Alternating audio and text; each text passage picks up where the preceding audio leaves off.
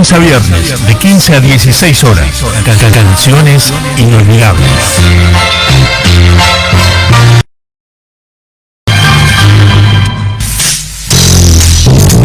Un abrazo grande, Guillermo Moreno, te saludaba acá Tony Gallardo. Es como dijo Meconia, yo hago un programa económico para el próximo gobierno, dijo, no le importa nada quien gane.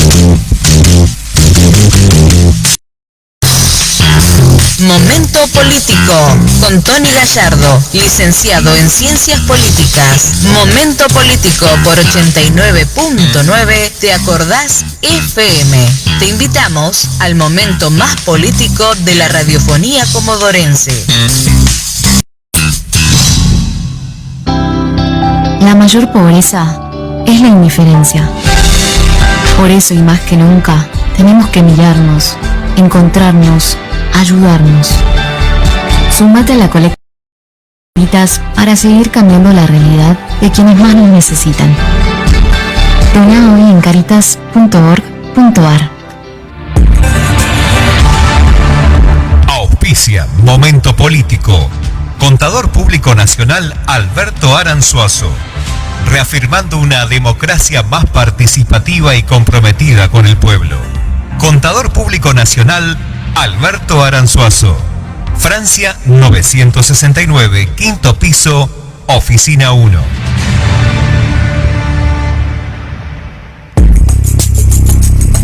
Mejor que decir es hacer. Mejor que prometer es realizar. Juan Domingo Perón, presidente argentino.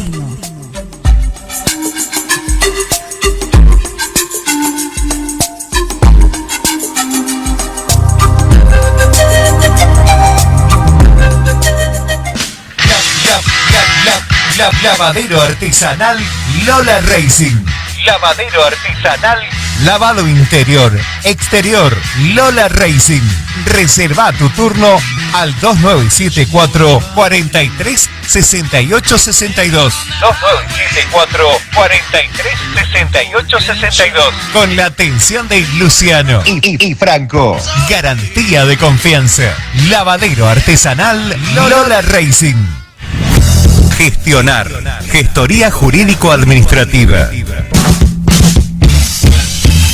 Comodoro Rivadavia ya tiene a Gestionar. Obras sociales, solicitud de informes y trámites en general, en distintos niveles de gobierno. Trámites bancarios. Consulta por cualquier tipo de trámite a este WhatsApp 2975-294-350. Gestionar2023@gmail.com. Tu tiempo es lo más valioso. Tus trámites, déjalo en nuestras manos. Gestionar. Gestoría jurídico-administrativa. Comería Adianchi. Nos experimentamos en vulcanización, taller de reparación de cubiertas y cámaras, venta de neumáticos, llantas para camiones y camionetas, autos, motos y bicicletas. Comería Adianchi. Comería a domicilio con la mejor atención de Matías. Contáctanos al 2974 78 25 39. Tu consulta no molesta. Atendemos en este horario de 10 a 20:30. Ramón Reina, 135, Barrio Pueyrredón. Comería Adianchi. Presente en el mes del Día de las Madres. La política es la eterna lucha por la felicidad del pueblo. El concejal Omar Latancio, presente en el momento político de la radio. Radio.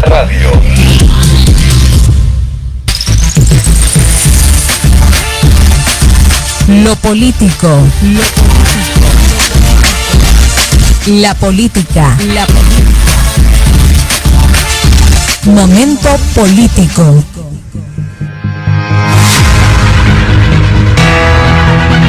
La política es el conjunto de actividades que se asocian con la toma de decisiones. Es el momento político de la radio. La política, el arte de lo posible. Es el momento político de la radio. Política, el instrumento para el cambio en la realidad social.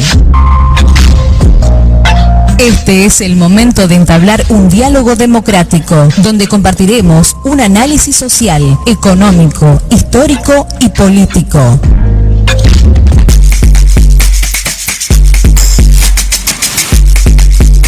El licenciado Gallardo te invita a participar del Momento Político por 89.9 ¿Te acordás? FM. Y así nosotros comenzamos este momento político de la radio a través de la 89.9 FM. ¿Te acordás? La sintonía de la nostalgia, la radio de Lucho.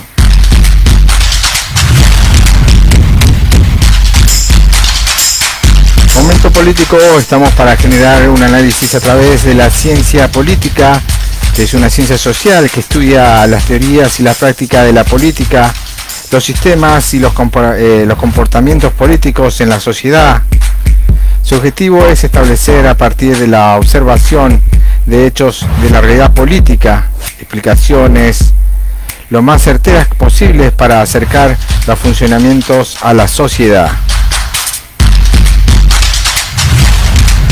Entre ahora Tony Gallardo, licenciado en Ciencias Políticas, y acá saludamos a mi compañero de trabajo, compañero de estudio, compañero de mesa, Miguel Acuña, licenciado en Ciencias Políticas. ¿Cómo te va, Miguel? Buenas tardes. Buenas tardes, Tony. Buenas tardes a la audiencia también. ¿Todo bien?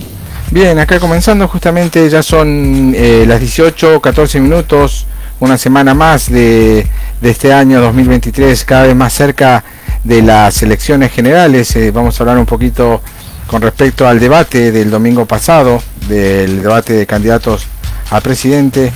Y bueno, también vamos a estar hablando ahora justamente con el tema del conflicto bélico, ¿no?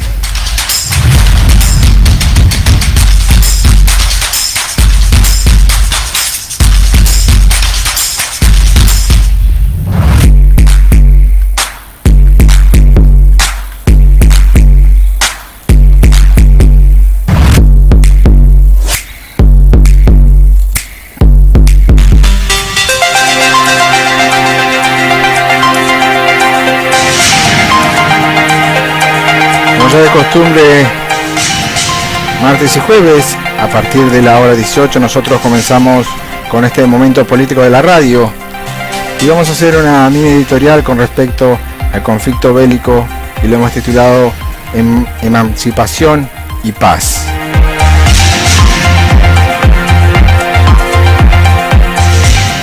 En términos de geopolítica es importante traer a colación una mirada objetiva, pero sacando venda de muchos que son o se hacen ajenos a las políticas internacionales, que en fin son el resultado de todas políticas de la globalización e intercambio de bienes y servicios que se ven afectados positivamente o negativamente con el conflicto bélico, como en este contexto entre Israel y Palestina.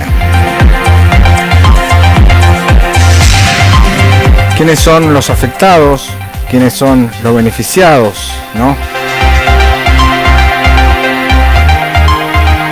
Para entrar un poquito en contexto histórico, el origen de Israel se remonta a la antigüedad y tiene raíces históricas, religiosas y políticas. Históricamente la tierra de Israel ha sido habitada por diferentes pueblos a lo largo de los siglos, incluyendo los cananeos, filisteos, hebreos, romanos. En el siglo I a.C. los romanos conquistaron la región y la denominaron provincia de Judea. Durante este tiempo los judíos vivieron en la tierra de Israel y Jerusalén se convirtió en un centro religioso y cultural para el judaísmo.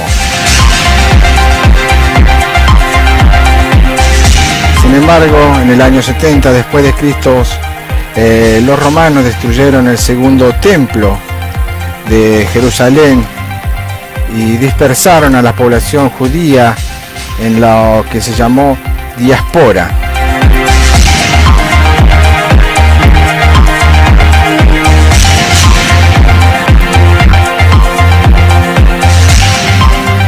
A lo largo de los siglos, los judíos mantuvieron una conexión espiritual y cultural entre la tierra de Israel y muchos anhelaban regresar a su tierra ancestral. En el siglo XIX surgió un movimiento conocido como el sionismo, que abogaba por el establecimiento de un Estado judío en la tierra de Israel. En 1947 la Asamblea General de las Naciones Unidas aprobó el Plan de Participación de Palestina, que recomendaba la creación de dos estados, uno judío y otro árabe. El 14 de mayo de 1948, poco después de que el mandato británico sobre Palestina llegara a su fin, David Ben Gurion proclamaron la independencia del Estado de Israel. Esto estalló a una guerra entre Israel y los países árabes vecinos, conocida como la Guerra de la Independencia de Israel.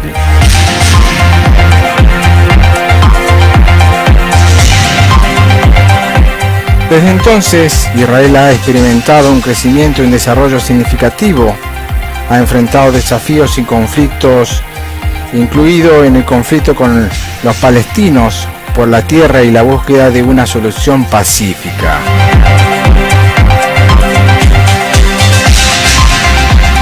Pero la región sigue siendo un objetivo de disputa y negociaciones en la actualidad. En Palestina se encuentra un grupo armado como en este caso, ¿no?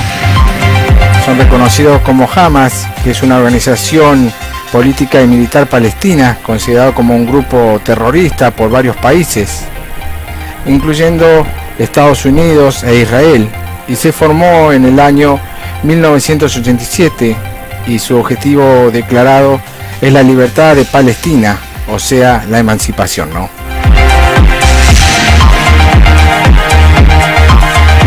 El fin de semana pasado se registró un sorpresivo ataque por parte de Hamas desde la franja de Gaza hacia Israel. En respuesta, el gobierno israelí declaró formalmente la guerra el domingo, autorizando acciones militares significativas contra el grupo de militar palestino. Para entrar un poquito en contexto y para entender, Gaza es la principal ciudad de la Granja Gaza, denominada a veces como la ciudad de Gaza, para distinguirla de la propia franja. Según la Oficina Central de Estadística de Palestina, su población estima en el 2020 es de unos 629.723 habitantes, lo que lo coloca como la ciudad más poblada de Palestina.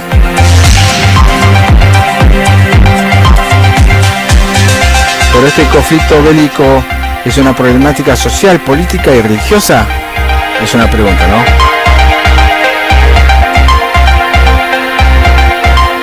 Tradicionalmente se ha identificado 4 escollos principales para la resolución del conflicto: el establecimiento de las fronteras seguras y definidas, el control de Jerusalén, los asentamientos israelíes y el derecho de retorno de los refugios de los palestinos, a los que se deben sumar otras claves como el reconocimiento mutuo, los derechos del agua, los asesinatos de civiles palestinos, incluidos niños y mujeres, el terrorismo palestino, la libertad de los movimientos palestinos, la seguridad israelita y otros problemas de derechos humanos. La violencia resultante del conflicto ha llevado a diversas posturas internacionales en torno a este conflicto bélico.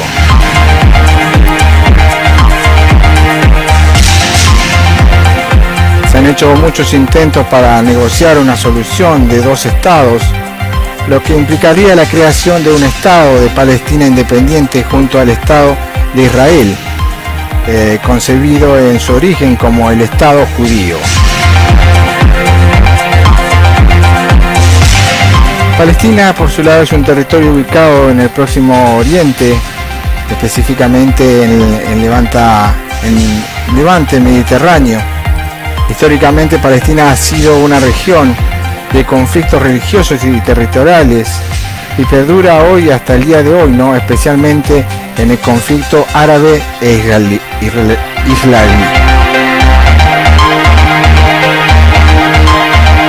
En términos políticos, Palestina se refiere al Estado de Palestina, que es un Estado con reconocimientos limitados.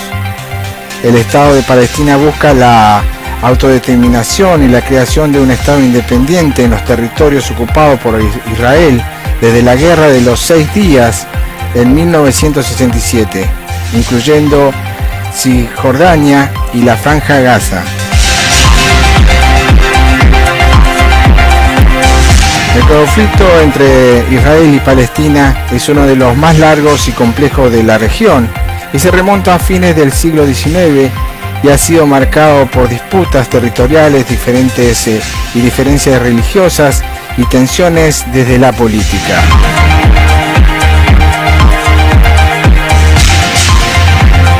Se puede decir que ya hay un bloqueo económico en Palestina de parte de las autoridades de las Uniones Europeas, para ser más exacto, el apoyo de Bruselas hacia Israel.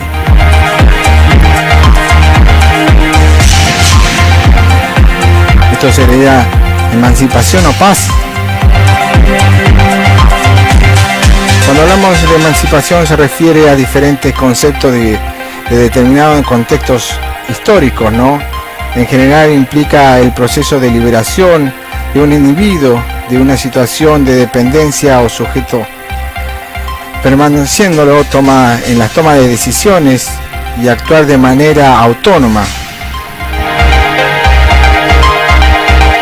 En este caso se podría decir, ¿no?, Palestina o el Estado judío, que nunca fue.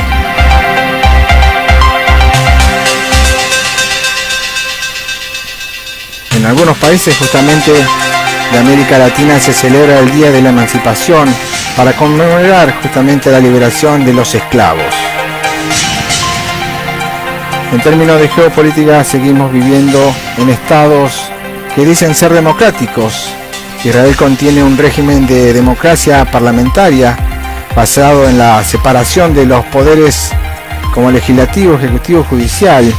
Israel ha construido su régimen político en torno a los principios de su autodeterminación de pueblo judío y la protección de derechos y libertades individuales.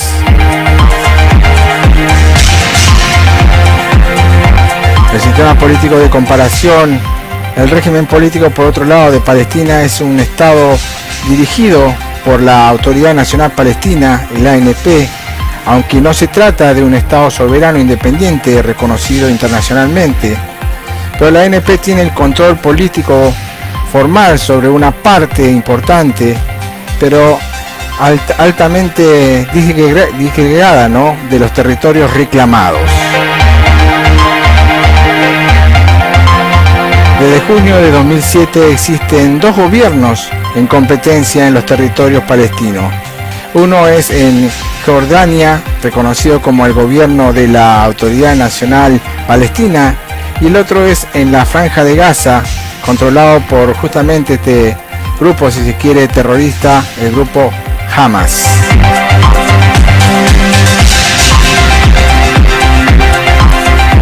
El conflicto Israel-Palestina es un conflicto social llamado en un curso entre israelíes y palestinos por el control de las tierras de Palestina.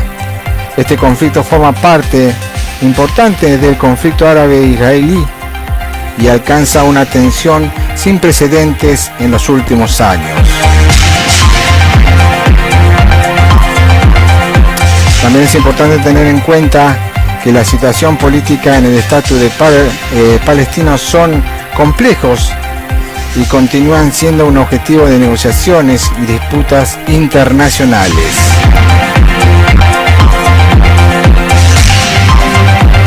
Para ir cerrando, podemos cerrar con una frase de Nelson Mandela que dice: derribar y destruir es muy fácil, los héroes son aquellos que construyen y trabajan por la paz. Nelson Mandela, abogado, activista político, filántropo sudafricano, que presidió el gobierno de su país justamente entre el año 1994 y 1999. Soy Tony Gallardo, licenciado en Ciencia Política, y estás invitado al momento más político de la radiofonía comodorense.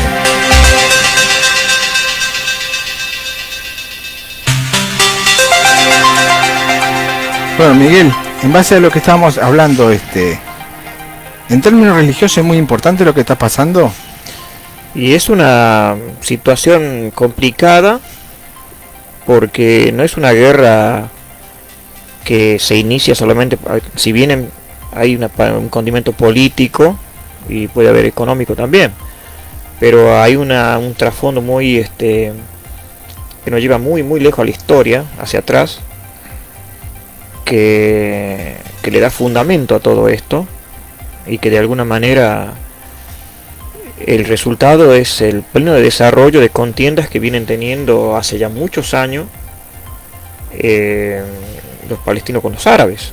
Claro. Sí, perdón, los judíos con los árabes, ¿no? Es decir, y lo interesante de todo esto es que los árabes y los judíos son lo mismo. Usted sabe que en ese sector, en esa parte, hay una disputa por están las tres religiones monoteístas. Está el cristianismo, está el islam, que son los que practican o profesan los árabes, la mayoría de los árabes, y el judaísmo, que son aquellos, y el judaísmo o los judíos se dividen en dos. Están los judíos cristianos y están los judíos que solamente aceptan la Torá, que le llaman ellos, y que solamente están vigente todo lo que representa la ley de Moisés, ¿no? Si bien no lo practican, no llevan todo en la práctica, todos los rituales mosaicos, pero ellos no reconocen, por ejemplo, a Jesucristo como el Mesías. ¿Y cuál es la tierra prometida que se habla? Esa es la tierra prometida. Es decir, lo que pasa que ahí en la tierra prometida, que Dios le promete a Abraham y a Moisés, que Moisés no alcanza, no entra en la tierra prometida por un error que él comete en el desierto, cuando ellos vivieron 40 años en el desierto. Y hay que también tener en cuenta que ellos no eran judíos de primera. Es decir, el término judío se lo puede encontrar, por ejemplo, en el libro de Esther, cuando en el reinado del rey Asuero, por ejemplo, donde ya un general quería destruir al pueblo judío, es una de las... Ahí se ve en la Biblia, ¿no? En la Biblia usted va a ver que el término judío, por ejemplo, en el libro de Esther empieza, no sé si habrá en otras partes también de la Biblia es muy amplia, pero ellos era el pueblo hebreo. Era el pueblo hebreo. Sí. Después se transforman en judío. Y claro, era el pueblo hebreo. ¿Y por qué muchas veces hay muchos eruditos que dicen, bueno, no todos son judíos? ¿Por qué? Porque el pueblo de Dios, como le llaman ellos, por eso no es una guerra cualquiera, se forma con un grupo de 70 personas.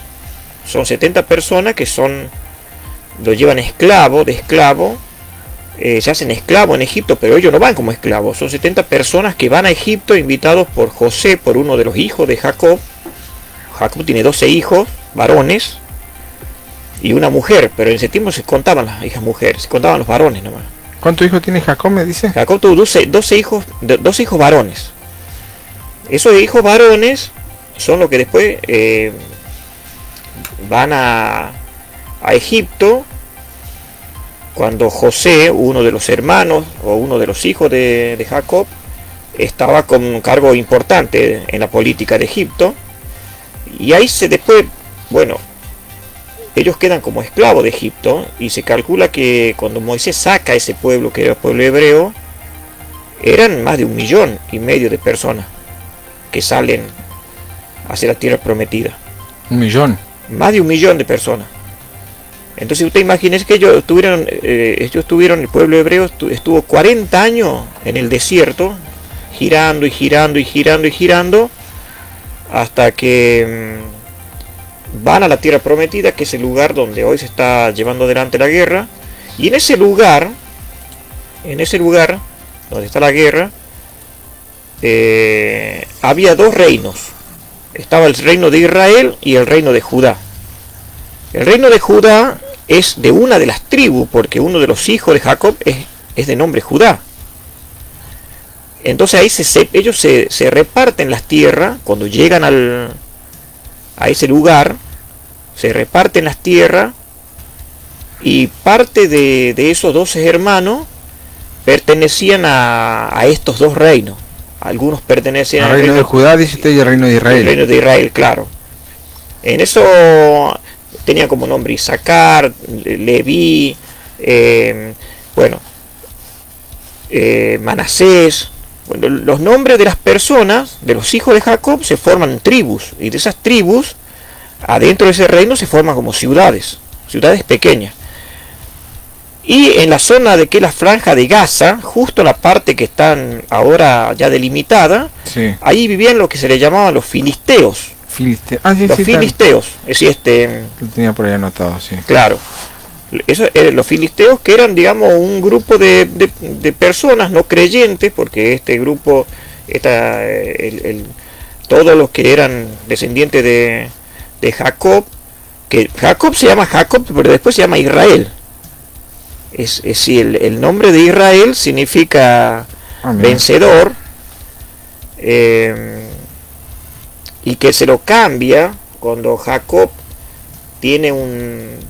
se enfrenta con, bueno, el relato bíblico dice que Jacob pelea con un ángel y el ángel tendría que irse, entonces le da el nombre de Israel, entonces ahí queda el nombre de Israel, a Jacob le queda el nombre de Israel.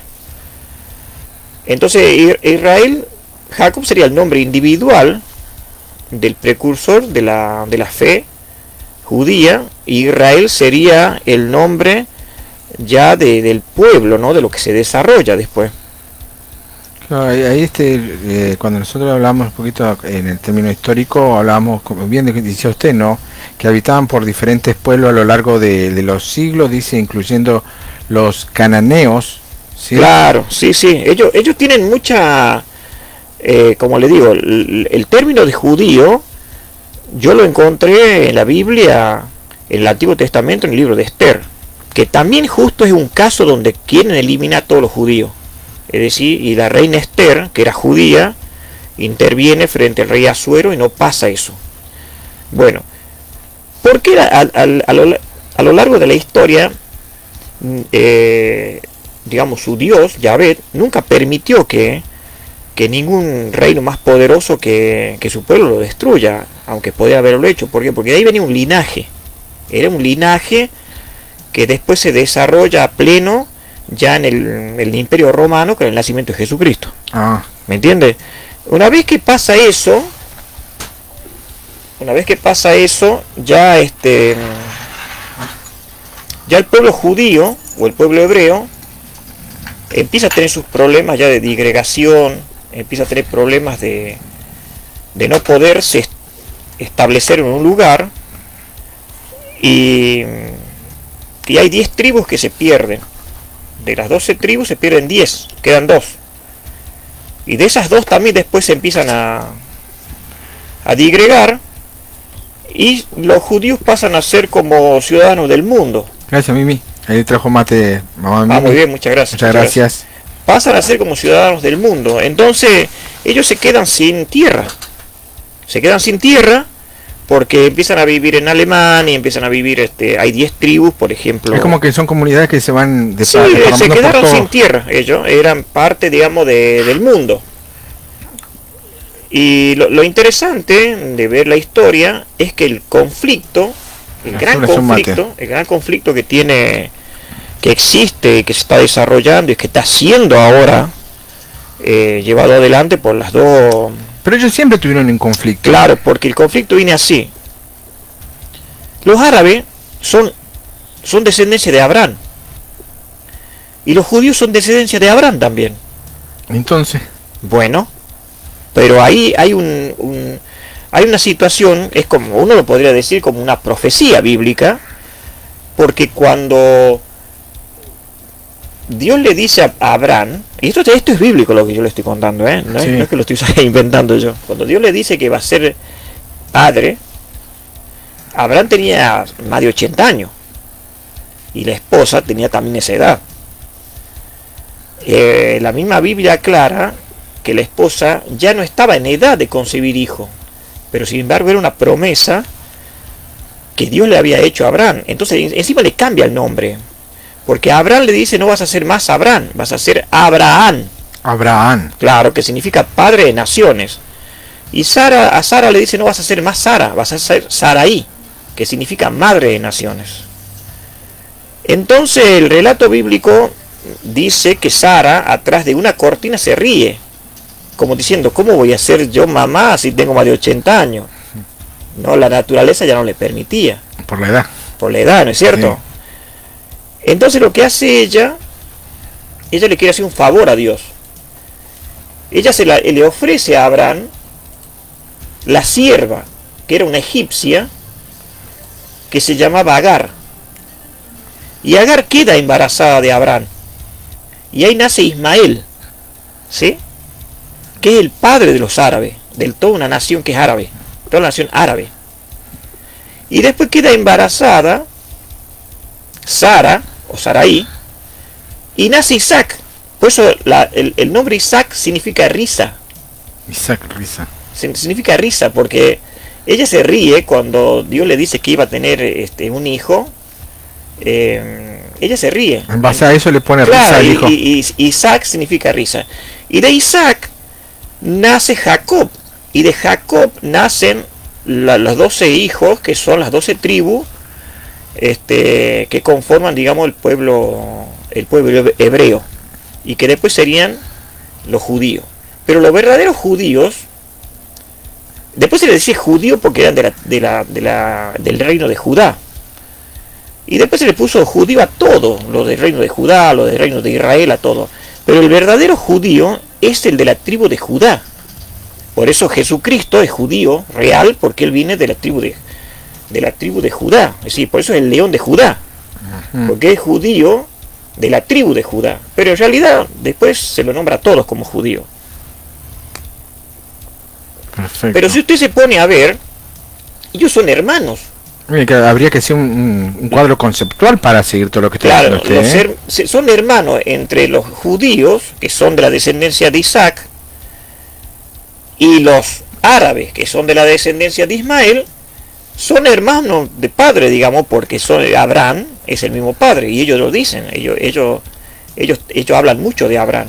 Y ahí hay una situación que los árabes tienen como profeta y como Dios a Alá. Como profeta lo tienen a Mahoma, y como Dios lo tienen a Alá, y ellos tienen el libro que es el Corán. El Corán, sí, lo tenía ahí. Entonces la parte religiosa es importante. ¿Por qué? Porque Dios dijo que en estos dos reinos que nacieron del mismo Padre, y esto mire, ¿no? Lo dice la Biblia, nunca va a haber paz. Ah, ¿no? No. Y se está cumpliendo la profecía entonces. Y usted vea, es decir, y esto es de ahora, el resultado de lo que viene sucediendo hace muchos años. Sí, un proceso histórico de todo esto. Claro. Y es una promesa que no sé si es una promesa, una maldición. Hay que ver desde qué punto de vista que se lo vea, ¿no? Pero entre los hijos de Ismael, de la descendencia de Ismael y la descendencia de Isaac, que son dos reinos, dice, que van a salir. De Ismael viene la descendencia árabe y de Isaac viene Jacobo y la descendencia judía. Judío, exactamente. Es bueno para ir entendiendo, sí, ¿no? Y para ir atando los clavos, sí, ¿no? Y también entender igual que lo que estamos viendo es una guerra religiosa de muchos años, de siglos, se puede decir, ¿no? Y usted fíjese que el pueblo de Israel, lo que es ahora el Estado de Israel, ¿no? Se forma justamente porque esta historia de que los judíos siempre fueron el pueblo de Dios, digamos, ¿no?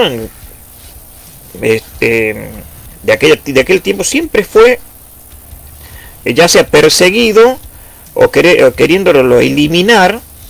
Dios nunca permitió eso, aunque en algunas veces Dios usaba pueblos fuertes para encaminarlo de vuelta, ¿no? Porque por eso era como que se querían desviar del propósito. Para entrar un poquito en contexto del holocausto, ¿no? Claro, ellos cuando empiezan, por ejemplo, en Europa, que decimos Europa es lo más avanzado, que tenemos todo, pero usted sabe que el mayor empuje que tuvieron los judíos para volver a su tierra y formar su estado fue el antisemitismo que había en Europa.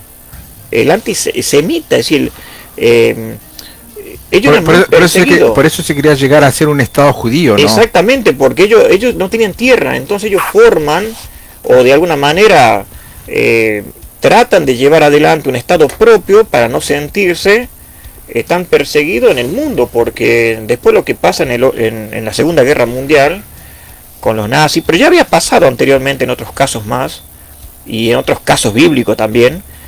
Entonces ellos buscan su lugar. Pero ¿qué pasaba ya cuando ellos van a ese lugar? Ya estaba Palestina, y Palestina son los antiguos filisteos, con lo que siempre lucharon ellos. Y ahora usted me está mostrando un mapa conceptual, ¿no? Donde cada vez Palestina iba perdiendo más terreno, hasta que quedó en la nada, y prácticamente hoy está todo es color de Israel, ¿no? Todo es claro, ellos van avanzando. Ellos todavía se consideran que son el pueblo de Dios. Eso no lo voy a desarrollar, porque tal vez no es momento, ni tampoco es el tema. Pero el problema grande que existe no solamente es porque ya los intereses internacionales ya fueron superados, los intereses internacionales. Acá ya hay algo más.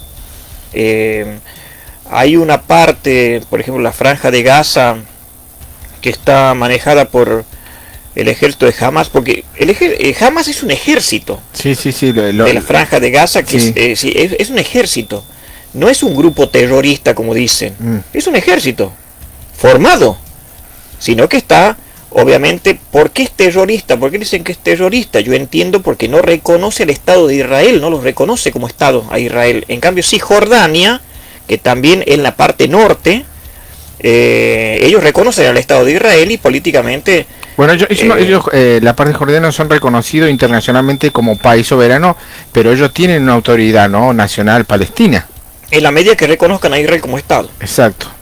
¿Y qué pasa con la parte en la franja de Gaza? Ellos no reconocen al Estado de Israel como un Estado. Ellos lo que dicen que es un Estado plantado, son gente que han ido de todos los países y que de a poco se fueron adueñando del territorio. Pero en definitiva, lo profundo de todo esto es religioso. Claro. Es religioso, tiene un origen bíblico de hace miles de años, y que no lo determina el hombre, está determinado, como yo le conté, son de los mismos padres. Y después están los injertados, lo que le llaman los injertados, que son los cristianos. En aquel tiempo, por ejemplo, estaban los judíos y los gentiles. Los gentiles eran aquellas personas que no pertenecían a los judíos, pero que al venir Jesucristo aceptan a Jesucristo como su Dios, como su Salvador. Entonces pasan a ser a la fe cristiana, y es prácticamente, acá ya empieza a jugar un poco la fe. En algunos judíos la fe determina, porque son judíos cristianos, toman a Jesucristo como su Mesías, como el Mesías que ellos estaban esperando, siendo que hay otro grupo de judíos que no acepta a Jesús como su Mesías y no reconocen a Jesús, hasta el día de hoy lo niegan. Usted fíjese que entre ellos están divididos. Sí. Usted dice las tres religiones, la cristiana, el islam y el judaísmo. Exactamente. Y entre los judíos están divididos. Entonces los cristianos serían aquellas personas que por fe pasan a ser del pueblo de Dios, pero por la fe, ya no tanto por el linaje. Si los judíos vienen, digamos, de un linaje de vaya sabe de qué tribu, porque ni ellos mismos deberán saber de qué tribu son, porque imagínense que son de hace miles de años. Claro, sí. No saben si son de la tribu de Leví, o de la tribu de Isaacar, o de la tribu de Benjamín, o de Manasés. Y aparte de haberse esparcido por todos lados, después volver a un lugar, territorio, y no se sabe. No, es muy complicado, es muy complicado. Es decir, yo traté de hacer un trabajo, le digo, y por ahí hasta trato de seguir. Y es muy complicado, porque las 10 tribus que se perdieron, no se sabe si se fueron a Alemania, Francia, Inglaterra. Y al final el tratado que se quería hacer de hacer un Estado judío no llegó nunca a fin. ¿Eso por qué? No, el Estado judío está, digamos, el Estado de Israel. Se contempla como el Estado de Israel. Claro, sí, sí. Y el problema que ellos tienen son, y a la vuelta está Egipto, es árabe. Está Irán, son árabes. Sí. Está Irak, son árabes. Están los Emiratos Árabes. Este conflicto bélico le compete a Irán, Irak y también le todos compete. están metidos. Todos. Van a terminar metidos Irán, todos. todos, porque en definitiva, como yo le digo, es por ahí de decir, no, pero es un poco, podríamos decir así en términos no académicos, ¿no? Medio tomado de los pelos.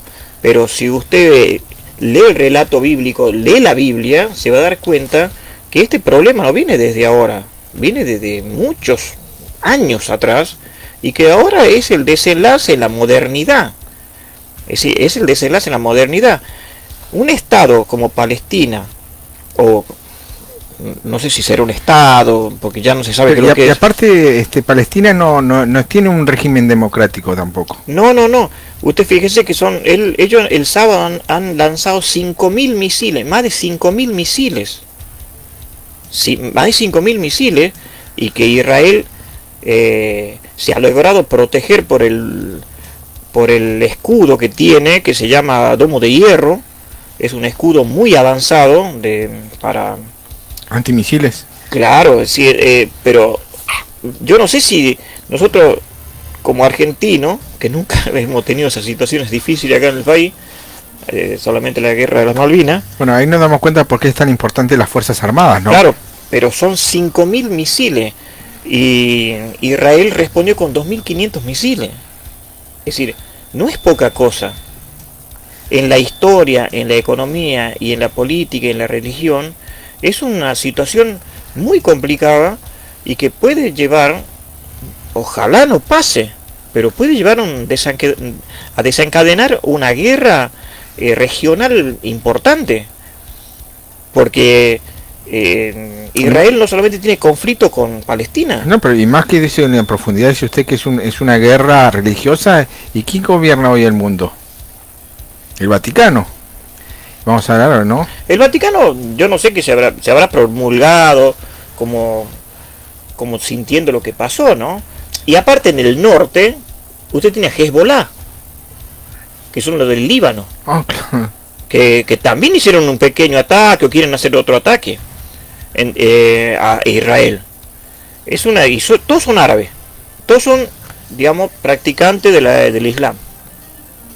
Entonces, uno está muy lejos, pero la situación en este mundo modernizado y globalizado, en la práctica estamos cerca también. Sí, totalmente. Porque sí. La misma modernización que existe hoy nos permite estar informados y de saber qué es lo que pasa y de poder entender, ¿no?, un poco este gran conflicto, porque los derechos humanos no sé cómo se estarán moviendo. Y yo no he visto que se vaya, justamente, que se esté aplicando los derechos humanos en esos territorios, ¿no? Y inclusive la ONU,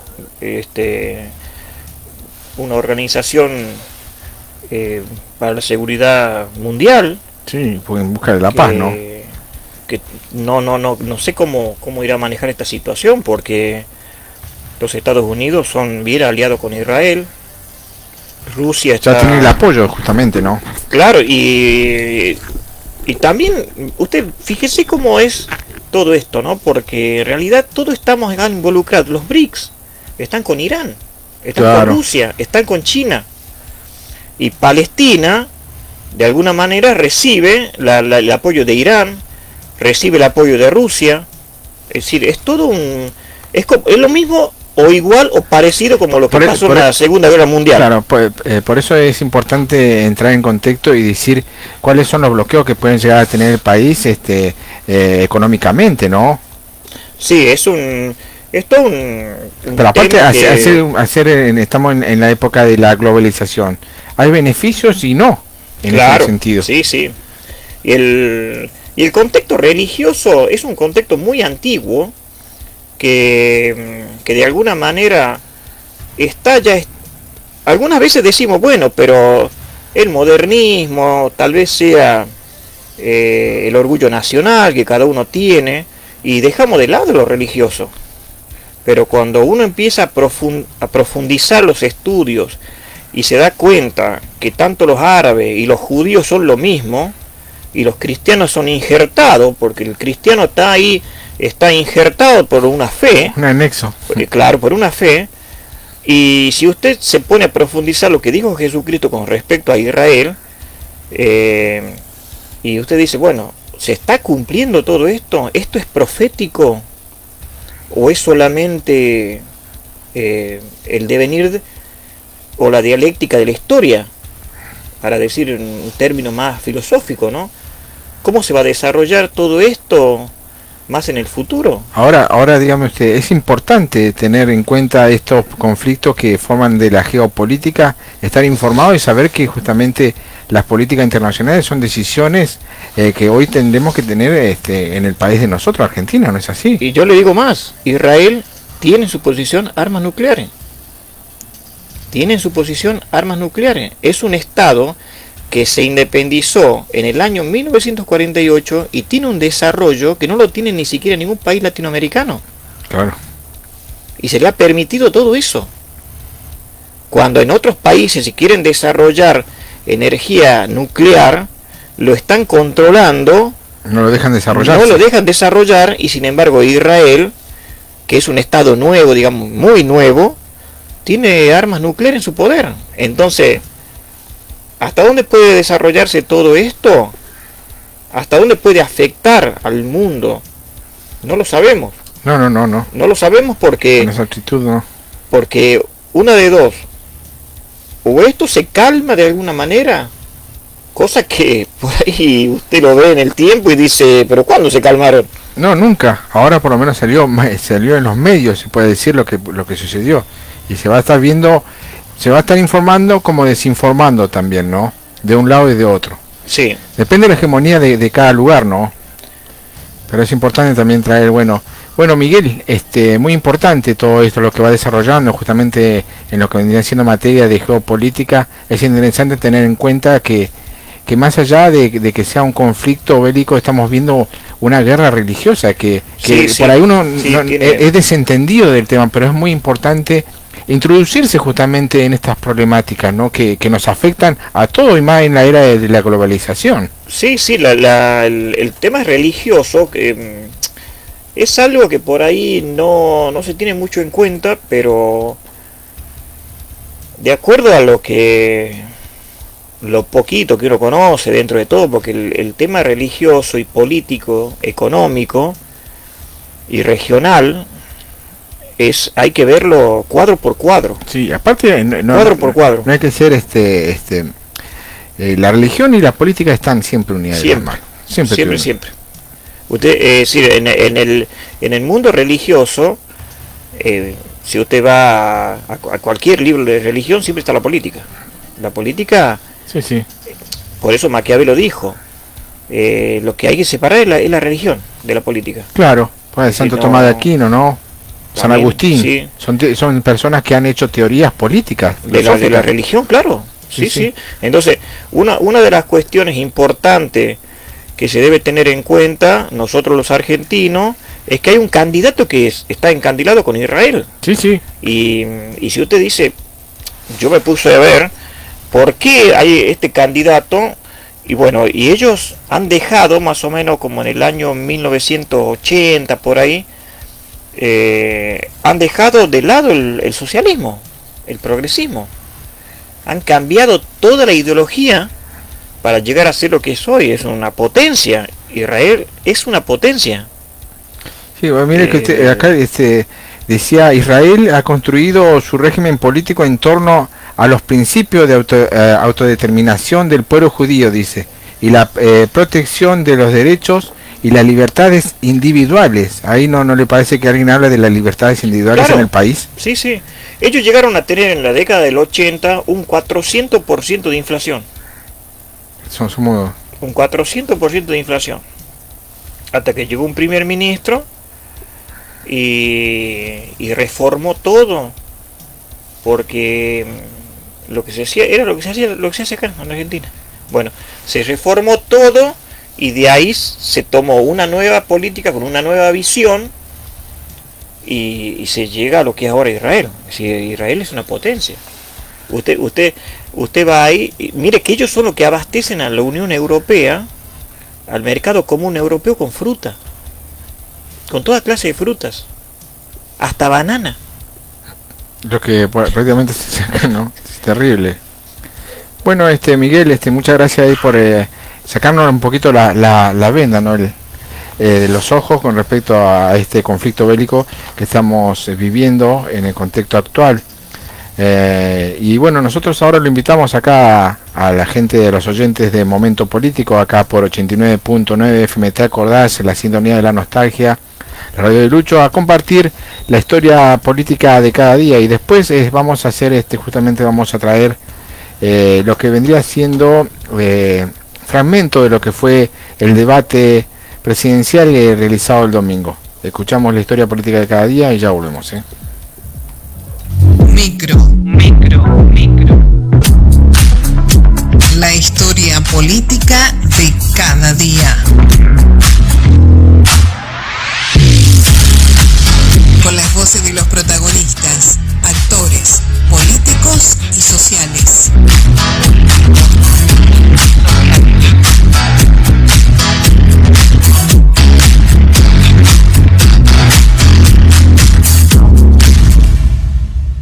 Buenas noches familia, esperemos que hayan tenido un excelente fin de semana. ¿Te das cuenta que Argentina es un psiquiátrico a cielo abierto cuando el gobierno quiso subir el dólar de 60 a 900 en tan solo 3 años y medio todavía tiene chances de reelegir y el ministro que llevó la pobreza de un 36 a un 40% puede ser presidente? Hoy presentamos Argentina se va al carajo.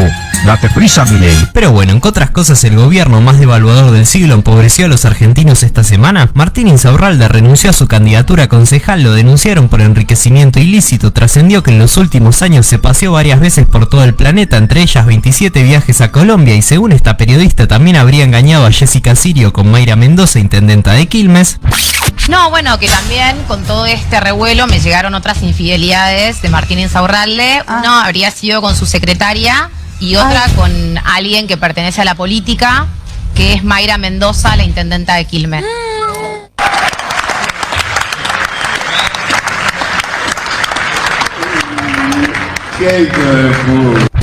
Gabriel Catopodi llamó a votar por Massa porque es un ajedrecista ruso jugando 20 partidas al mismo tiempo. Lástima que las está perdiendo todas.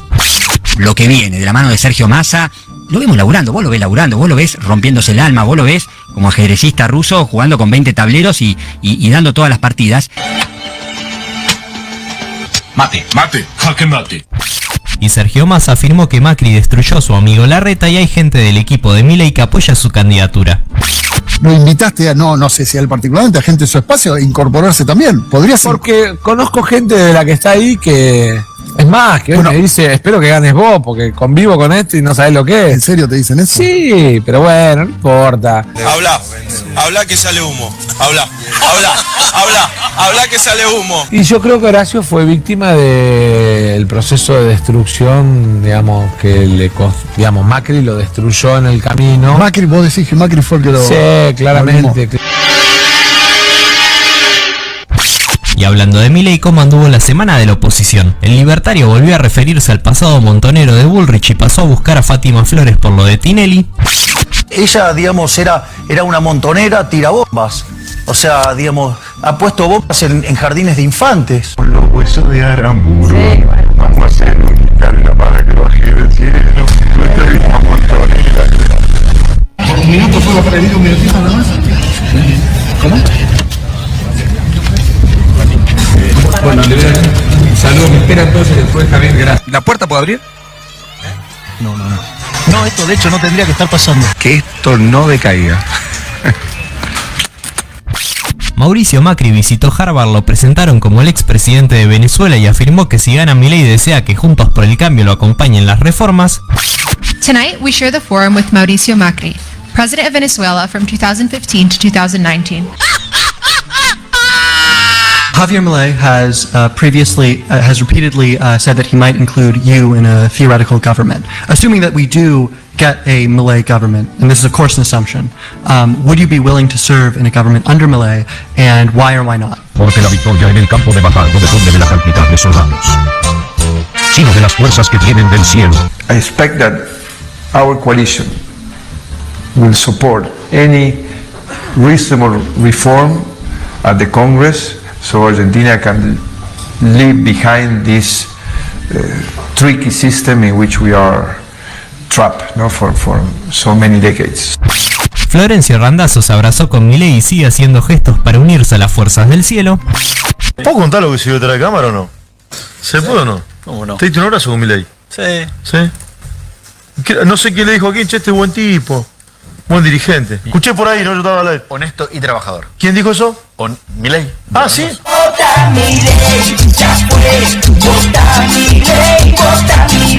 Y yo lo escuchaba a Milei y vos medio te reías porque te estaba mirando, ¿sí? No, yo lo respeto, está claro. Sí. Me parece que la sociedad buscó un lugar por donde salir de la grieta y encontró a Milei. Horacio Rodríguez Larreta reconoció que se gastó los impuestos de todos los porteños para perder una elección que creía que la podía ganar. Y bueno, me la choqué.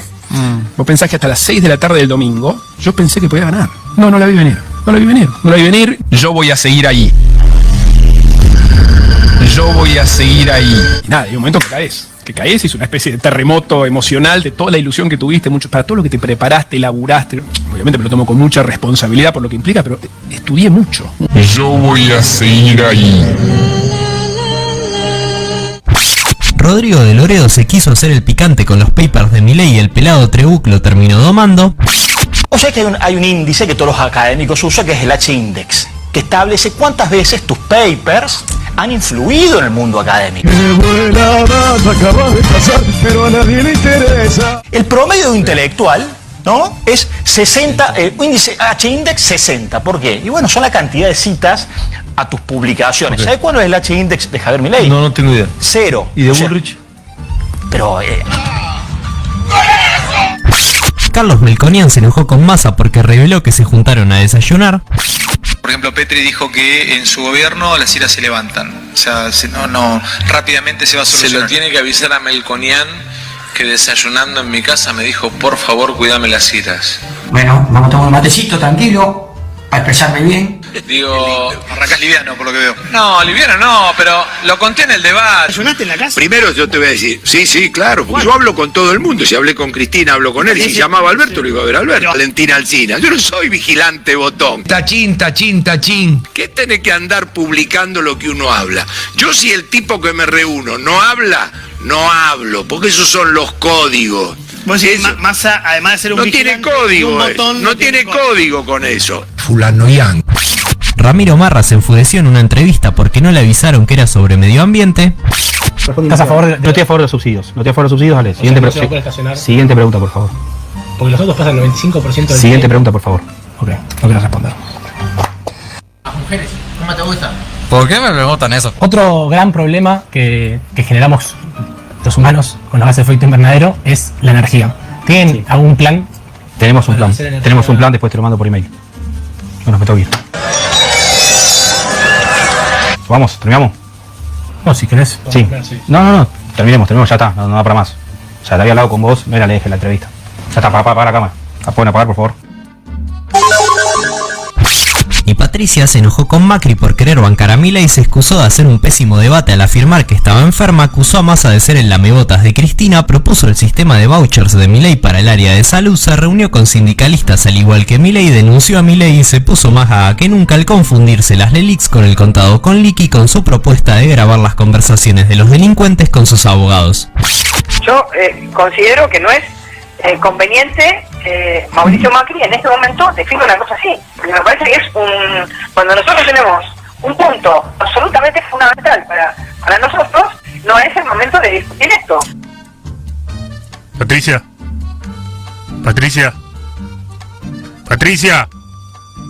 Quería contarles que ayer tuvimos un debate y entré con una pata rota a la cancha porque estaba totalmente gripada, con fiebre. ¿Sabés qué? No le importa a nadie.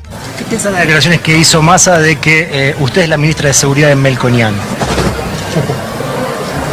Y él es el lamebotas de Cristina Fernández de Kirchner. Y por eso tenemos que armar un coso. Estamos trabajando un modelo de articulación de todos los sistemas para que todos los ciudadanos tengan la posibilidad de tener como su carnet de salud y poder utilizarlo con sistemas de pago. Ese coso iría vinculado directamente con el... donde el Estado pague a donde la persona se atienda, generando una articulación entre obras sociales de las Fuerzas Armadas, las obras sociales de las provincias, las obras sociales de los sindicatos, las prepagas si quieren entrar. Y después entrarían a regir todas las leyes que tienen que ver con ese organismo. O sea, yo si me quiebro una pierna y no podría ir, si las prepagas las haces entrar, ¿me puedo ir a atender a los arcos? ¿Y después le cobra al Estado? Sí.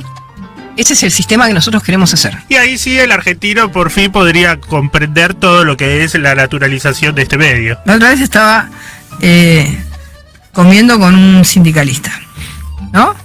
Entonces me dice... Y de los importantes. Sí, más o menos. En las últimas horas hubo declaraciones polémicas de Javier Milei con respecto a su accionar en la década del 70. ¿Qué puede responder al candidato a Libertad Avanza? Primero que es un mentiroso, porque el otro día en el debate Javier Milei dijo, bueno, si vos cambiaste y yo te acepto que vos hayas cambiado, entonces asunto terminado. Ok. 24 horas después sale a decir en un programa de televisión que yo había puesto bombas en un jardín de infantes. No solamente... Micro.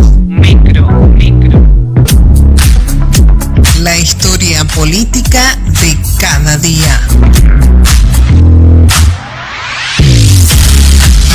Con las voces de los protagonistas, actores, políticos y sociales.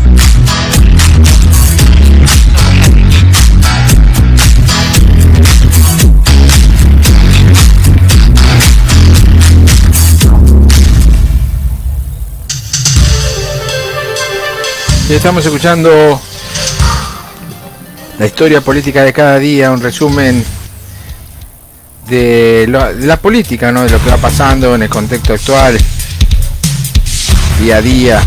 Y ahora lo vamos a invitar a compartir fragmentos de lo que fue el debate presidencial acá en nuestro país. ¿Escuchamos, Miguel? Sí, adelante.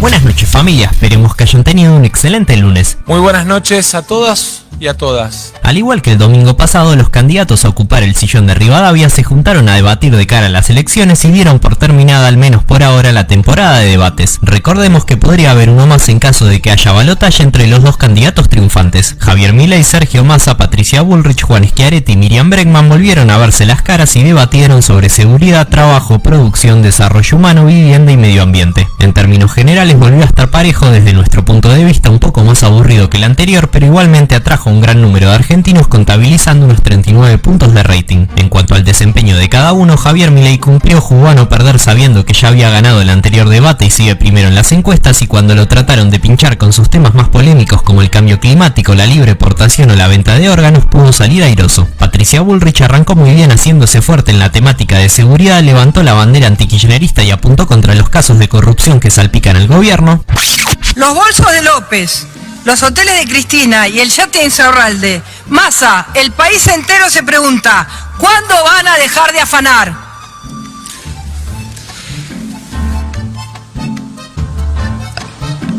Como ministra de Seguridad, ustedes saben que yo los protegí y los llevo en el corazón. Llevo en el corazón porque me enfrenté a cada una de las mafias que le sacan la vida a la gente. Ellos liberan presos y hoy les dan a los presos internet y celulares en las cárceles. Esta democracia no sirve. Acá me acompaña hoy Chocobar. Chocobar defendió a un ciudadano. Sin embargo, lo querían mandar los kirchneristas a la cárcel para toda la vida. Él defendió lo que hay que defender. Defendió a la ciudadanía. Pero lamentablemente para ella no sabemos qué pasó, pero luego del corte volvió completamente gaga, no podía hilar 3 palabras con sentido y modulaba menos la voz que yo los domingos a la mañana cuando tengo que grabar el resumen de Evaluado. Viejos meados. A pesar de que los medios macristas la quieren instalar como la contundente ganadora y estuvo mejor que el debate anterior, desde nuestro punto de vista esta segunda parte tan penosa la vuelve a colocar en el fondo de la tabla. Sumado al agravante que casi se le cae un ojo en vivo, tuvo que ser atendida por el SAME y practicó todas las señas del truco juntas. Narcotráfico, que es una fuerza de élite y no depende del poder. Sergio Massa volvió a poner cara de piedra, se despegó de su propio gobierno, repitió que se hizo cargo de la crisis como si antes estuviese laburando en un McDonald's, se paseó por todo el espectro político arrojando propuestas para todos los sectores y volvió a demostrar que si él lo quisiera podría convertirse en el mejor vendedor de autos usados del mundo. Quiero trabajo para mis hijos. Te lo prometo. Quiero volver a confiar. Te lo prometo. Quiero volver a ver a mis papás sonreír. Te lo prometo. Quiero que se lleven al linchera de la esquina. Bueno, ok, sí. Miriam Bregman estuvo peor que en el debate anterior, se la notó más desorientada, probablemente por su enamoramiento con Milei, y se negó a repudiar lo que está sucediendo en Israel. Va a haber empleo para todos. Es decir, es como decir que se modifica la ley de gravedad con un decreto. Y el ex zar cordobés Juan Schiaretti volvió a insistir en lo positiva que fue su gestión al frente de la Nación de Córdoba. Soy cordobés, soy el gobernador de la provincia cordobesa de Córdoba. Y vengo de Córdoba. Y yo soy el único cordobés que nació en Córdoba. En cuanto a los mejores momentos, tenemos que mencionar cuando Milei le dijo a Massa que no habló de producción porque la producción se viene cayendo a pedazos por su gobierno. Y hoy el 30% de los trabajadores formales están por debajo de la línea de la pobreza. Y claro, no hizo ninguna referencia a la producción, porque la producción se viene cayendo a pedazos como consecuencia de los errores de su gobierno.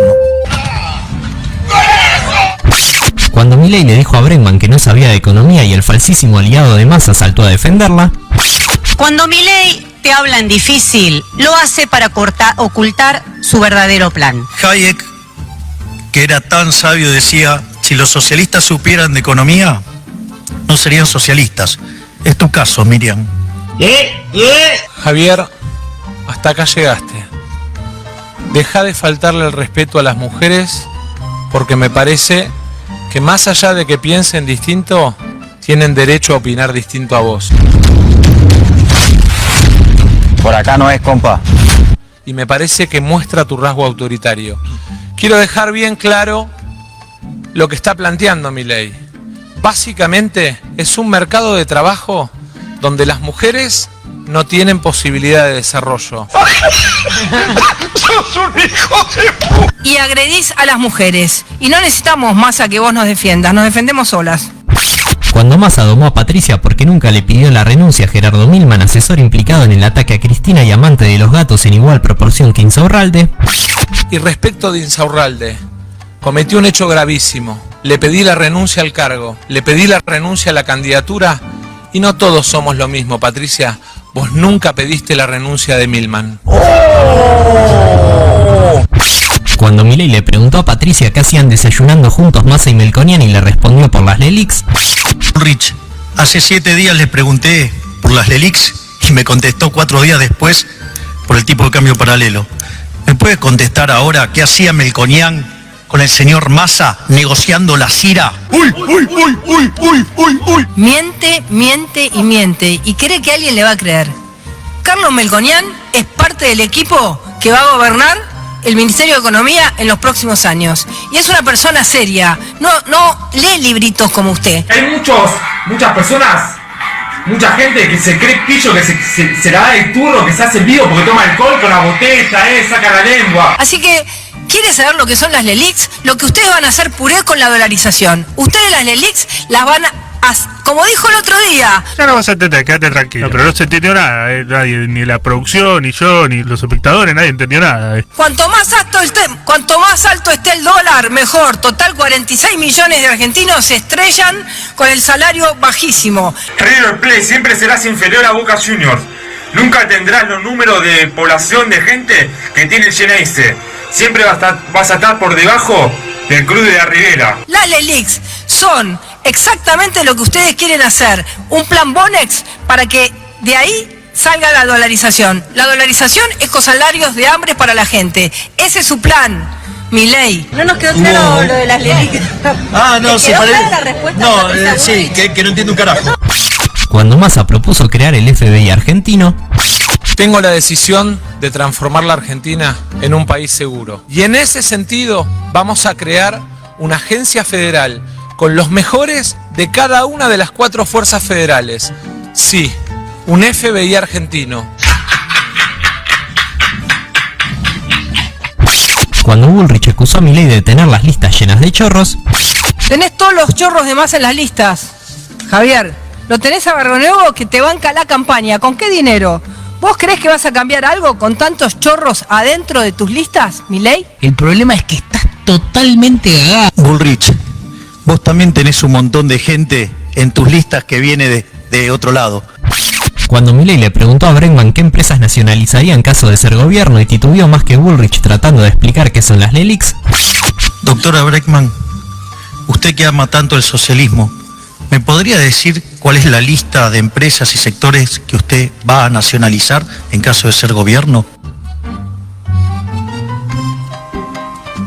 Mire, Javier Milei, yo sé que a usted le costaría comprender esta explicación, pero yo individualmente no voy a hacer nada. Porque lo que yo peleo es por un gobierno de los trabajadores y de las trabajadoras. Lo dije antes, tal vez usted no lo escuchó porque estaba tomando nota. Y cuando Patricia se confundió el previaje con los viajes de egresados de Kicillof. El previaje cambió el sector turístico definitivamente en la Argentina. Y a lo largo de las últimas semanas los economistas de Bullrich dijeron que lo iban a eliminar. ¿Lo van a eliminar sí o no? Patricia. Patricia. Massa, la inflación que generaste es producto del gasto fiscal brutal, de que metés a los ñoquis de la cámpora adentro, los dejás en planta permanente. Yo voy a barrer a los ñoquis de la cámpora. ¿Y sabés cómo aumentás el gasto? Haciendo pomada a las empresas, a las pymes, a los que trabajan, al salario de la gente, que cayó un 30%. Estoy re enojado. No. No pauses el video porque ya me enojé. Ya me tienen harto, me tienen podrido. Entonces no me vengas con plancitos que llevan a los chicos de vacaciones a Bariloche. En fin, desde nuestro punto de vista no hubo ganadores, absolutamente nadie va a modificar a su candidato por este debate, el votante indeciso salió todo. Sí, el votante indeciso salió más indeciso todavía, ¿no? Con esto. Totalmente. Bueno, que se puede por ahí, se llevó adelante, bien decíamos, nosotros le estábamos haciendo un breve resumen, que se llevó adelante el debate presidencial, ¿no? Un debate filoso, por ahí por la chicana más que nada, no por los proyectos, ¿no? Patricia Bullrich participó, Sergio Massa, Javier Milei, Juan Schiaretti y Miriam Bregman, ¿no? Esos son los que participaron justamente de este debate presidencial. Es que prácticamente no hubo de vuelta, no se habló de proyectos, solamente de ver qué vas a hacer vos y tratar de dejar en offside a cualquiera, ¿no? Para ver quién ganaba más votos. Pero sí. no hubo muchas jugadas tampoco, no nadie se la jugó para ganar un voto. Es que para mí quedó todo igual nomás. Lo que pasa es que son todas estas artimañas, todas estas chicanas que ellos mismos se hacen entre ellos para alcanzar el poder. Una transformación de un país, de una región, se logra alcanzando el poder. Y ellos, mire, por ejemplo, la candidata del socialismo, el de izquierda, la Miriam Bregman, sí.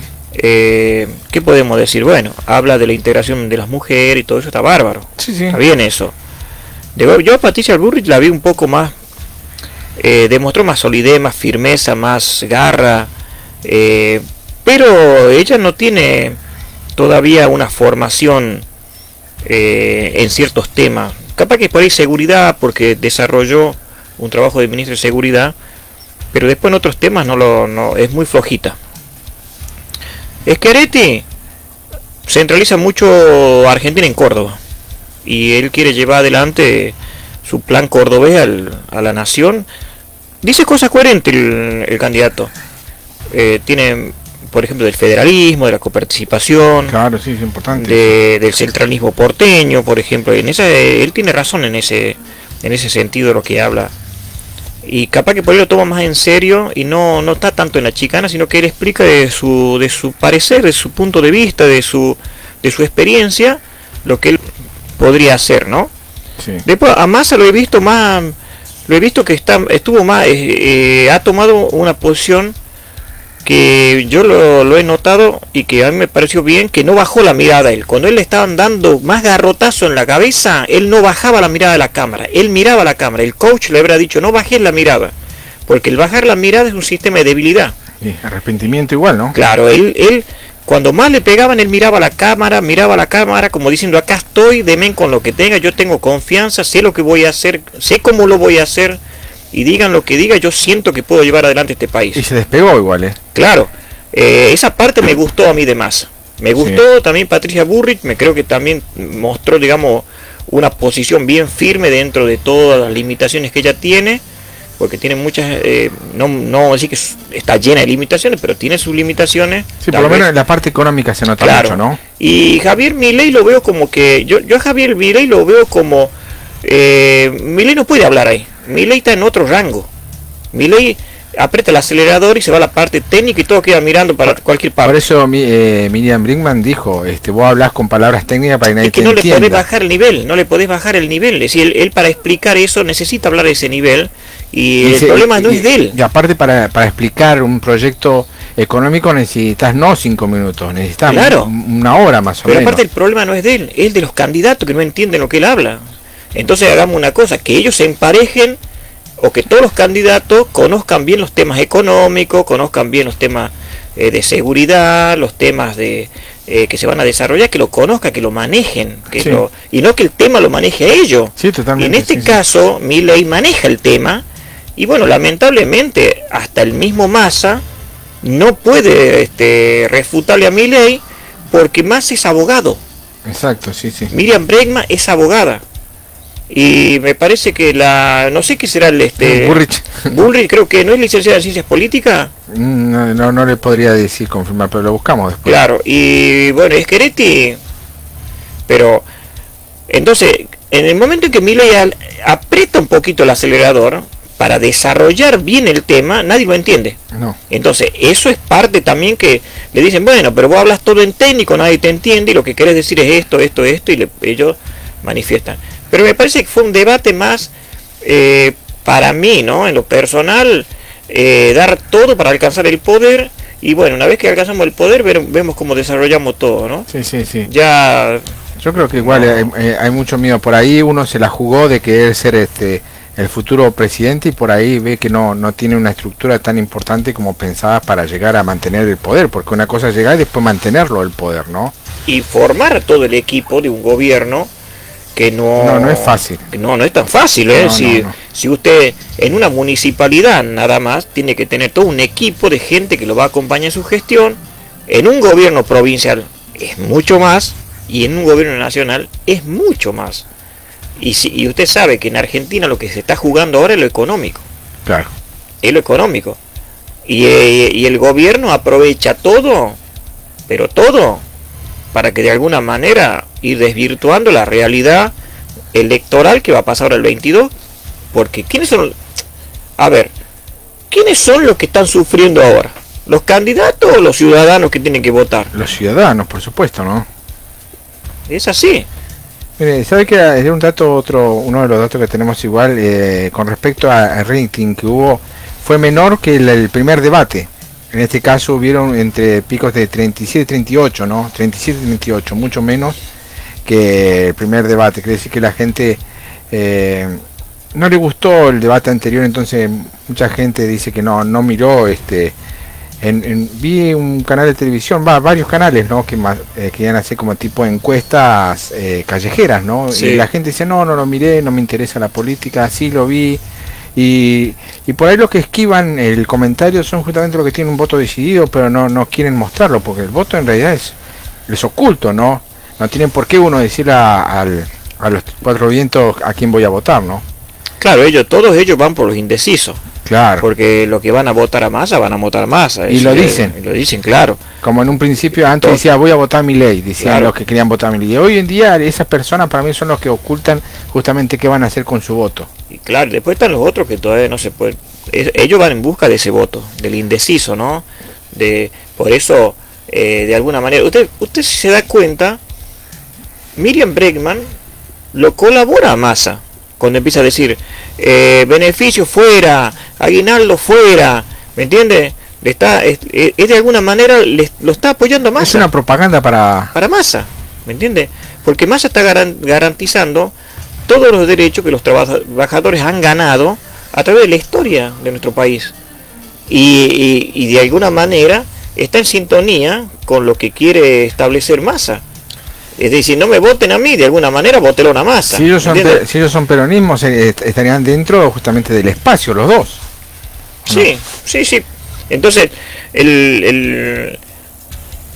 y ahí, entre los cuatro, estaban en la misma sintonía.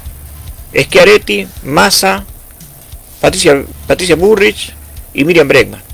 El único que estaba fuera de sintonía era Javier Milei, porque va con todo lo distinto.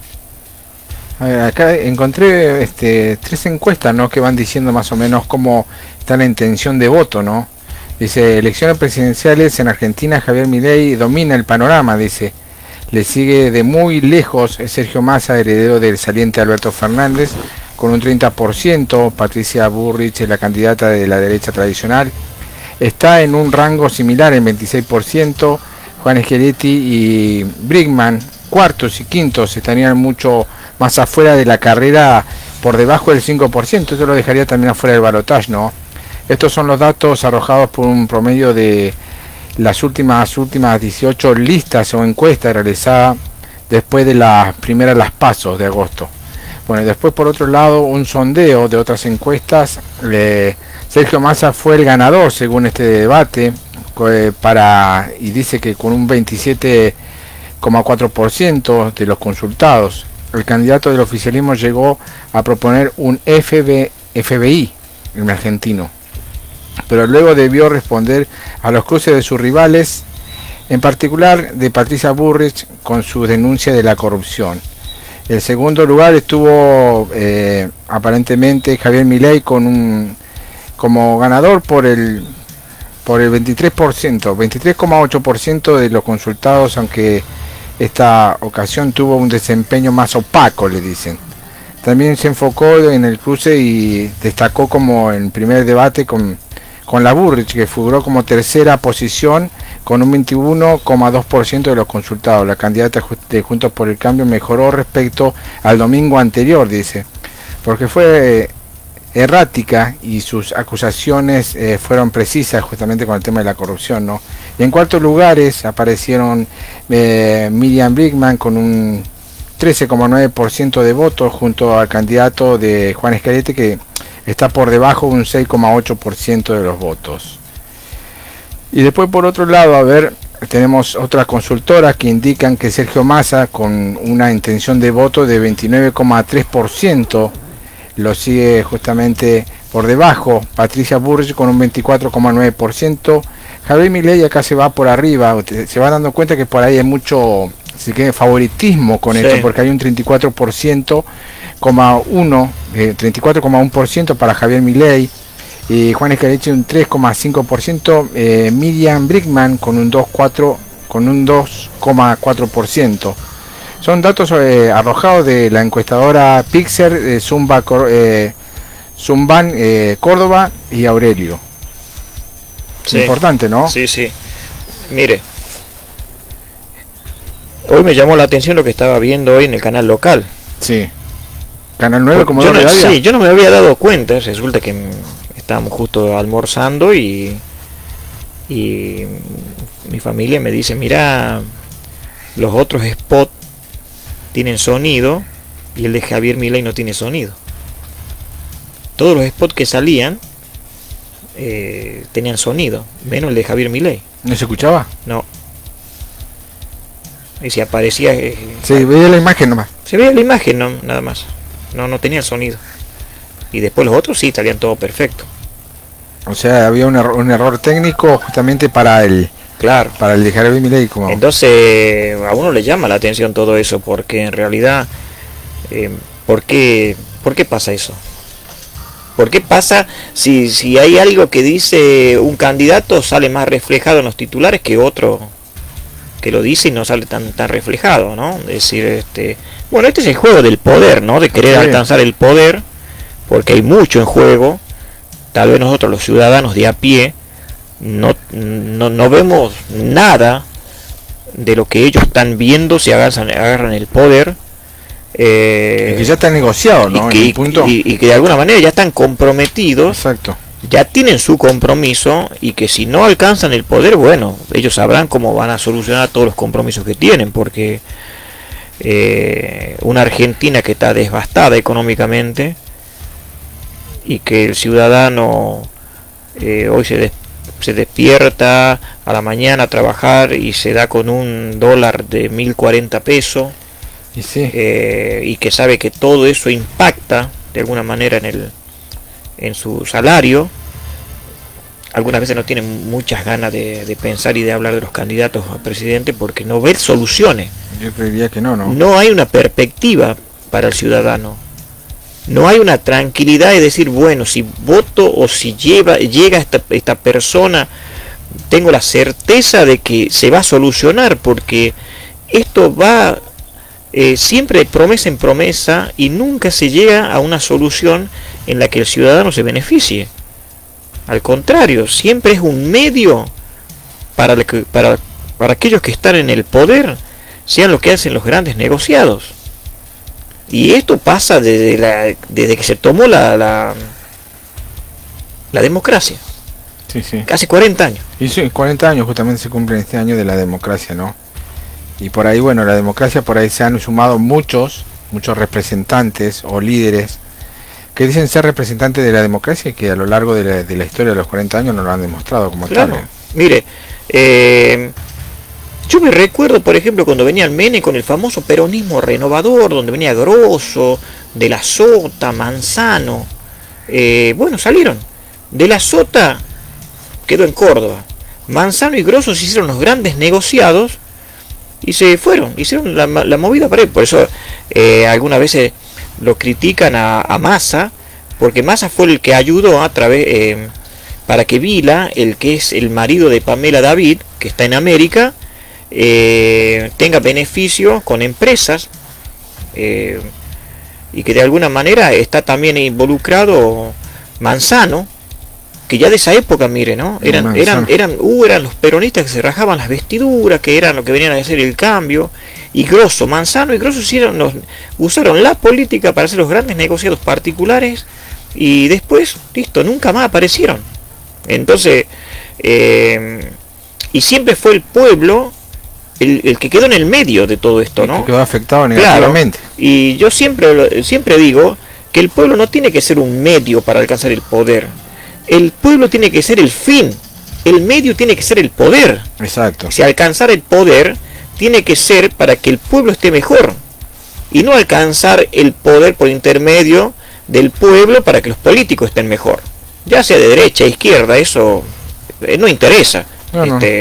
Pero en estos 40 años se ha usado, con esta palabra, se ha usado al pueblo como medio para alcanzar el poder. Y para servirse del pueblo. Y para servirse del poder, siempre lo digo, cuando el poder debería ser el medio y el pueblo, la ciudadanía, la gente deberían ser el fin.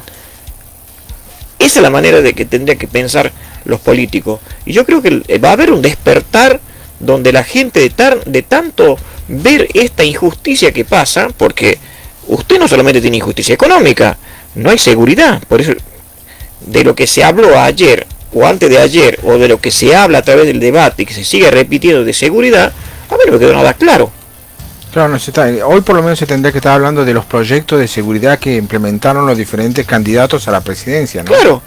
Por ejemplo, el candidato de Unión por la Patria, él es gobierno. ¿Por qué no hacen una ley, la llevan al Congreso, que de alguna manera se haga un cambio con los jueces, con lo que sea necesario, para que de alguna manera se empieza a frenar un poco la delincuencia, todo lo que está pasando en la sociedad? Y habló, implementó un FBI argentino. Sí, pero ¿por qué no lo hizo? ¿Por qué no lo hizo? Claro, entonces usted dice, o me están tomando el pelo, o esta gente está en otra frecuencia, porque en realidad no es que ellos no están en el poder, ellos están en el poder. Es decir, no. Entonces Patricia Burri también fue poder. Y ella remarca, dice, bueno, está bien, pasó esto, y bueno, hago mea culpa. Pero después, Miriam Bregman, no sé qué habló. Bueno, con el tema de que hoy se disparó el dólar, le están echando la culpa a alguien que no es presidente y que no tiene las decisiones por encima de todos, ¿o no? Y bueno, pero, a ver, yo también puedo pensar que es una movida del gobierno que necesita hacer una devaluación, porque justamente para bajar, digamos, el costo del valor de las LELIQ. Claro. ¿No es cierto? Que hay que hacer devaluación, que le conviene un dólar a 1.500 pesos. De todas maneras tienen que hacer, le faltan 2 más con esta, dos más le faltan. Ellos tienen que hacer devaluación. Sí. Entonces es un acuerdo que hicieron justamente con el Fondo Internacional, ¿o no? Claro, entonces de alguna manera yo digo, bueno, lo están esperando después del debate, si ven que X candidato, llámele Milei, bueno, hacemos la devaluación y que le echen la culpa a Milei. Sí. ¿Qué tiene que ver Milei con todo esto? Sí, la decisión la toman ellos que están en el gobierno. Y luego que nosotros acá en la radio digamos que claro, no sé, que saquen sus ahorros y después la culpa la tiene Miguel y Tony. Claro, entonces usted fíjese que estas son todas estrategias de campaña, pero que les sirve en la política, pero que de alguna manera la iban a hacer lo mismo, sino que tenía que tener un chivo expiatorio para que la gente diga, bueno, pero ahí la gente se da cuenta y dice, no, pará, si, esta persona no está en el gobierno, ustedes son gobierno. Y eso genera malestar en la gente porque siempre la culpa es de otro, ¿no? Y bueno, pero siempre fue así. Eso es bíblico, es decir, cuando Eva comete el pecado, ¿no es cierto?, le echa la culpa a la serpiente, y después comete el pecado a Adán, y después Adán le echa la culpa a ¿quién? A Eva. Entonces eso es bíblico también, ¿no? Echarle la culpa a otro de los problemas. De los principios, de la génesis, ya es así. Ya es así, sí. Entonces, pero esta estrategia que yo la veo como política, el aumento de la devaluación y el aumento del dólar, lo veo como una estrategia política de gobierno. Es decir, para desvirtuar... Eso es hilar fino, ¿no? Claro, de alguna manera, digamos, encajar en esta campaña electoral para, digamos, beneficiarse en algunos votitos y que la gente por ahí entienda que las cosas pasan porque ciertos candidatos tienen la culpa. Bueno, Miguel, hasta ahí muchas gracias. Bueno, estamos haciendo justamente una observación bastante objetiva y análisis también, si se quiere, de la mirada de la ciencia política con respecto al debate que se llevó adelante este domingo. Nos vamos con un corte comercial y ya volvemos con más momento político. Acá por 89.9 FM, ¿te acordás? La sintonía de la nostalgia, la radio de Lucho. De lunes a viernes, de 15 a 16 horas, Raúl Rivas te presenta... Porque si es la rosa, una rosa, recuerda que aunque te vayas no eres libre. Canciones y artistas inolvidables. Los sueños recuerdos están donde deben estar, cerca tuyo, ¿te acordás? Río Grande sabrás. De lunes a viernes, de 15 a 16 horas, canciones inolvidables.